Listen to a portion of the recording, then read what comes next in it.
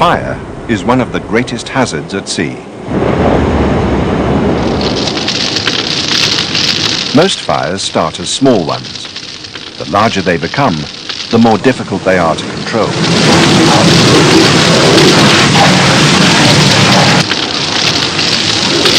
This program deals with the basics of firefighting, the immediate action to take when an incident occurs.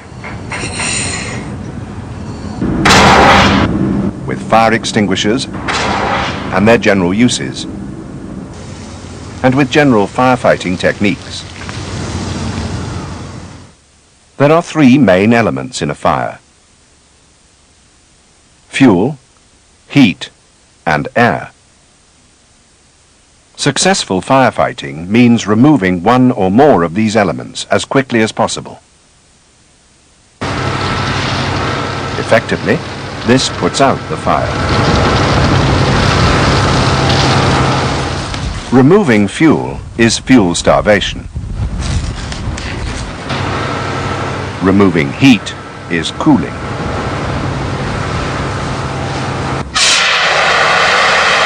Removing air is smothering.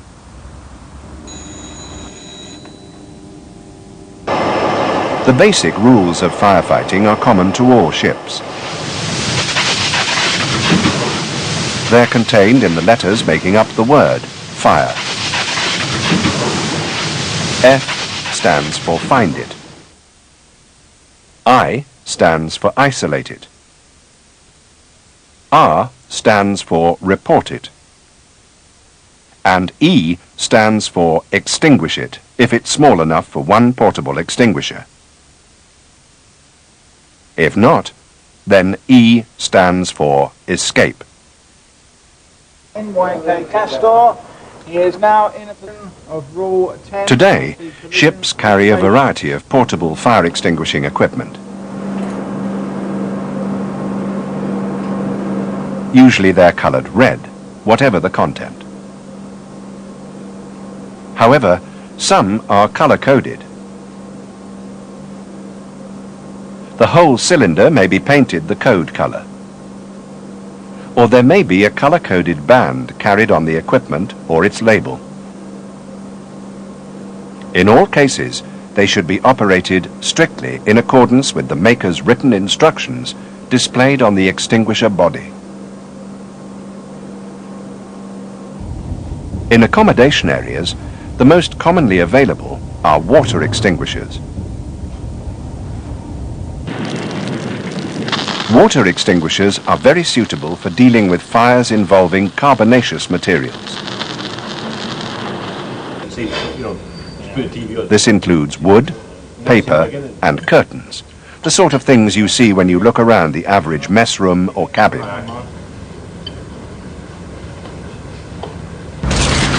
Water rapidly cools the burning material and hinders the spread of combustion. There are two basic types of foam extinguisher: stored pressure and the gas cartridge type. To extinguish a flammable liquid fire, direct the foam onto a vertical surface so it can flow down and over the entire surface of the burning liquid. Never aim foam directly at the surface of the liquid. If the liquid temperature is high and the surface is penetrated, the water content of the foam will rapidly turn into steam. This may produce the same boil-over effect you see when water is sprayed straight into burning oil.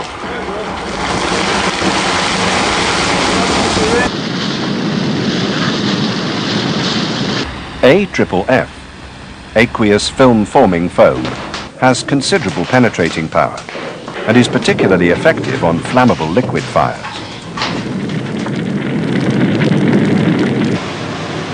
AFFF may be applied as a spray and is used like that in some fixed installations.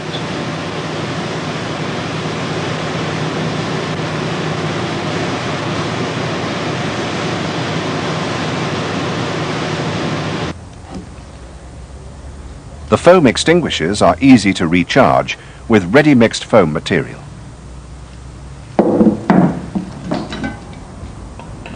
In the gas cartridge type, you must then place a new carbon dioxide cartridge into the container.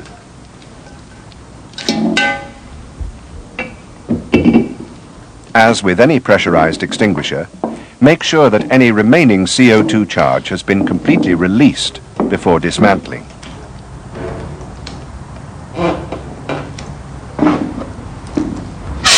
Carbon dioxide extinguishers work by depriving the fire of oxygen. CO2 extinguishers can be stopped and restarted as required. The charge may last for about half a minute, depending on size. CO2 is an asphyxiant and will not support life, so use it with caution in very confined areas. CO2 extinguishers are most often used on fires involving electrical equipment. CO2 has some effect on flammable liquid fires, but may not be effective on carbonaceous fires.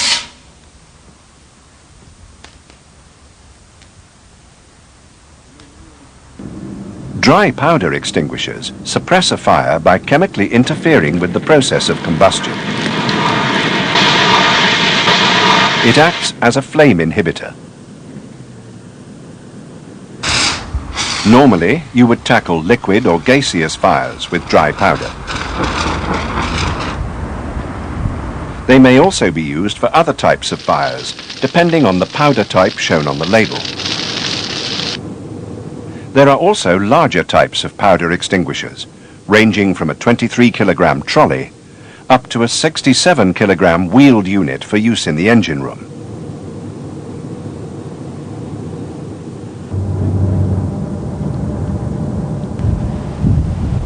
Some vessels are still equipped with fixed installations that rely on vaporizing fluids using halons.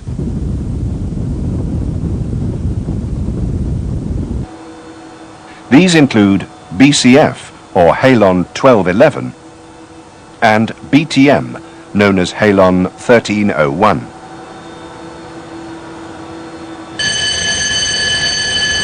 Use halons with extreme caution in confined spaces. In contact with flames, halons produce toxins that are harmful to people. Concerns over their environmental impact has led to the development of halon substitutes.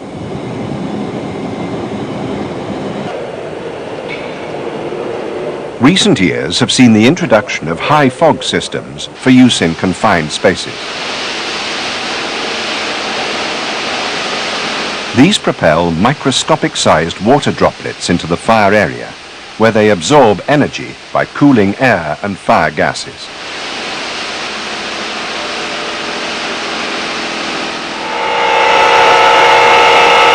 Fixed installations come in many types and sizes.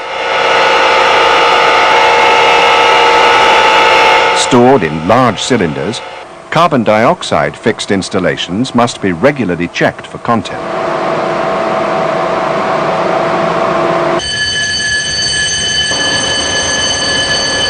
In the event of a serious fire in an engine room or cargo hold, where the safety of the vessel is threatened, then the fixed installation should be used sooner rather than later. Right, Patty, you're receiving me. Yeah, clear the area now and report back when... Most systems, including CO2, require that you evacuate the area. Then, seal off all doors, shut all vents, and take a roll call.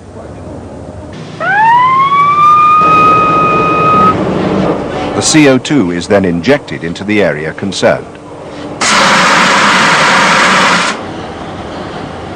Boundary cool to ensure all the heat is dissipated before venting the space, or reignition will occur.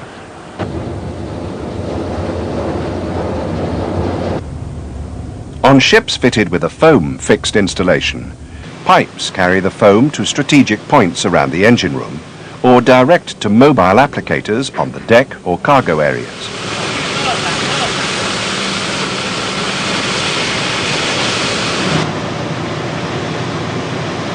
High expansion foam, expanding up to 1,000 volumes, is sometimes carried for large enclosed spaces, such as cargo holds, peak stores or pump rooms.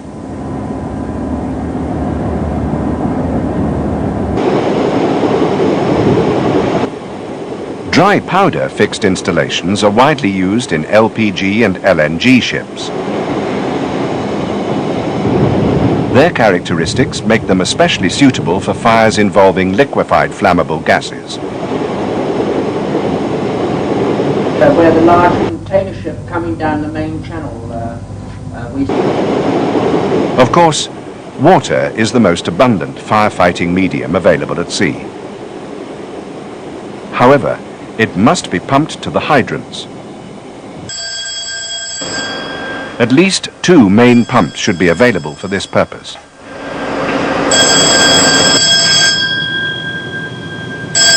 As a backup, a third, the emergency fire pump, is located safely away from the engine room. The design of a ship's firefighting installation will provide sufficient power so that 2 jets may reach any part of the vessel normally accessible to the crew.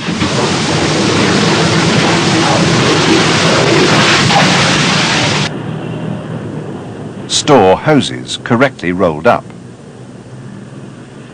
The 2 most common methods are on the bight, often called the Dutch roll, and the normal roll. Whichever one is used on your ship, it's important that all hoses are rolled up in a consistent manner. After use, the hoses are drained by a crew member walking along, holding them at shoulder level. Hoses are tough, but shock can damage them. Turn hydrants on and off gently to avoid sudden surges of pressure. For firefighting on ships, the variable jet spray nozzle is the most commonly used. Before turning on the nozzle, point it down and away from the fire. Setting the spray to a fine, wide water curtain will both cool and protect the operators as they near the fire. The nozzle can then be turned to concentrate the water into a spray with an arc of about 60 degrees. On some vessels, a nozzle is available with turbine-driven revolving teeth. This nozzle is very effective because it produces very fine droplets and is adjustable to whatever spray pattern is required.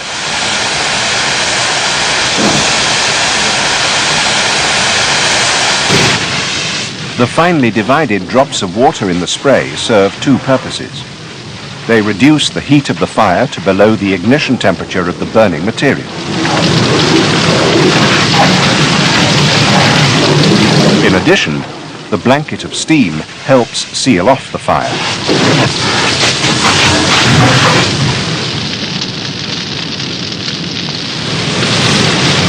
If possible, attack the blaze from the windward side or where there is the least smoke.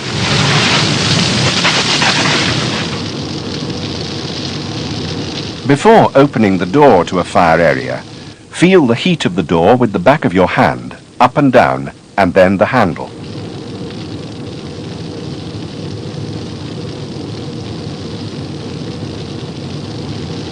If the door opens towards you, keep your shoulder and knee against the door as you slowly open it.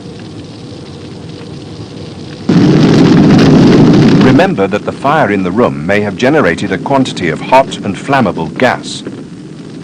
In contact with the air, it may flash, perhaps with explosive violence. The fire will suck cold air in from the bottom. This causes flames to billow out from the top of the entrance. So, keep low and on the hinged side.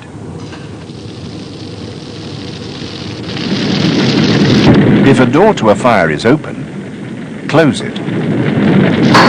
This will contain the fire and deprive it of air. In fires, keep low. Not only can you see better, but even if wearing breathing apparatus, you will suffer less quickly from heat and steam. Especially when working in smoke, try to feel your way ahead with your feet. Keep them flat on the deck, not lifted up as in normal walking. Before you advance, feel the space in front of your face by waving your free arm up and down in front of it. Always keep contact with your teammates and with the bulkhead to avoid being disorientated. To search a larger space, keep contact with the bulkhead, hold hands, and stretch out feeling forwards with your feet. Turn the hose off from time to time to allow the steam to clear. This improves visibility and reduces humidity. In a real situation, you may only be able to see a few centimeters. When working with BA, constantly check gauges. This is especially important before going further into a space or down a ladder.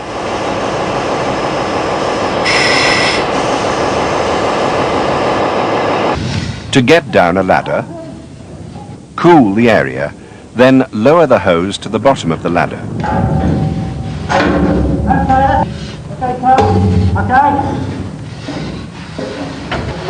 The first man down waits for his teammates before he hits the fire.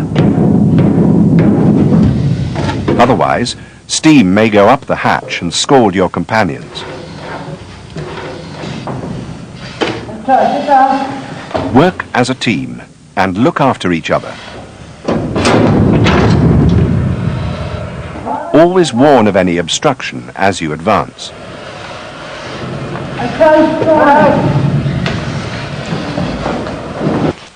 Although most BA sets require little on-board maintenance, inspect them at least once a month or in accordance with the manufacturer's recommendations.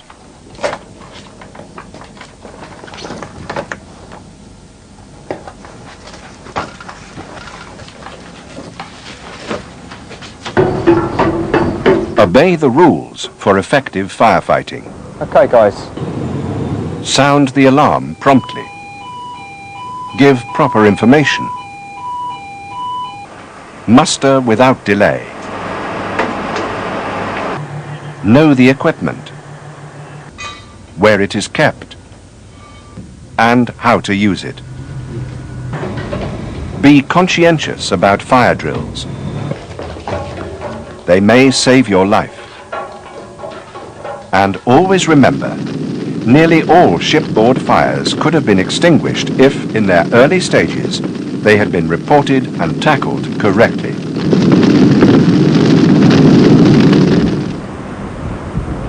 This Videotel program is part of a series of 5 on firefighting at sea. Program 1 deals with fire prevention. Program 3 with command and control at the incident. Program 4 with command and control by the master. And Program 5 with machinery space fires.